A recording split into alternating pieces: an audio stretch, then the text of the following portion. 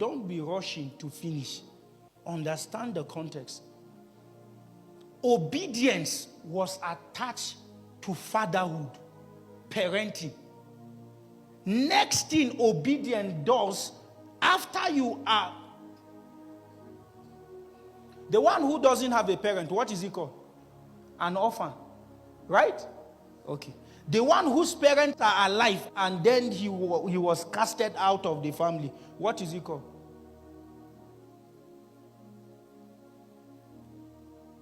One word for it is vagabond. Is a vagabond. And we saw it in the New Testament where a man was called the prodigal son. The prodigal son was not the father that sent him away. It is the son that sent himself away. After he went, did you see that in his life it was obvious that there was no wisdom, there was no order. All the resources he inherited, did he use it wisely?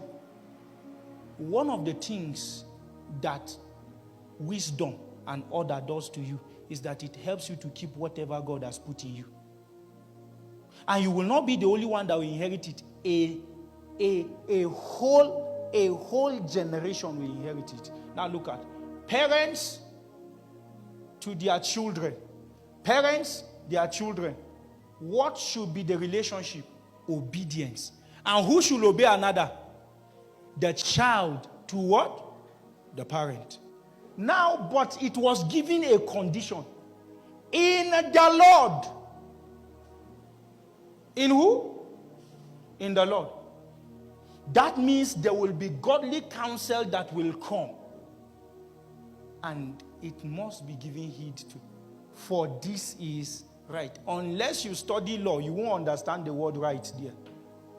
It's a legal statement that gives you jurisdictive inheritance.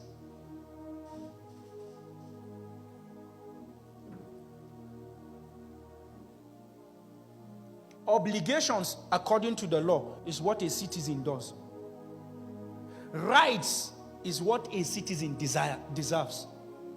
So it is your obedience that will bring you into what you deserve from parent to son. Are you following these things? So do not think when you are committed to doing the things of God, when God is commanding you to live holy, God is commanding you to forgive, God is commanding you to live a life of giving, life of sacrifice, all those things God will be commanding you is not to destroy you. The end is to bring you to your right in Him. Whenever you become disobedient, what you are doing, you are disconnecting yourself from your rights by yourself. Take me to verse 10. Are we getting blessed? Are we getting blessed? Now, when he said many things about sonship, the relationship between parents and their children, he tied it to the Lord. Then he came back to show us the enemy. Now, amongst the question I stated, there is what is we call, who is the enemy, right? One of the questions. Now, this is where I want to answer that question. I've answered that of the principle of the doctrine of the faith. Now, this is, finally, my brethren, be strong in the what? In the Lord. Where should your strength be? In man? In who? The Lord who? The Lord Jesus. Now, be strong in the Lord and in the power of His what? Might. This power here is dunamis. This might here is ischus. There is 4 dimensions of power. There's ischus, exousia, dunamis, and kratos. All of the 4 were listed in this script. Be strong is one of them. That strength there is one of the dimensions of power. Power here is another dimension. Might here is another dimension. And all of this is tied to lordship. So there are dimensions of God you can never practice if you are living in disobedience. But who is the enemy now? Is it man or who? So let's go to the next verse. So we have been told who we must be strong on, right? On the Lord.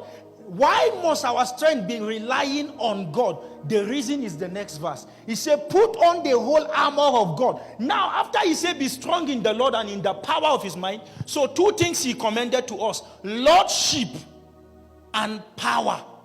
Have lordship, that means be leadable by God. Let God be your master. Next is that you must have power, ability from God, which is grace. Then the next thing is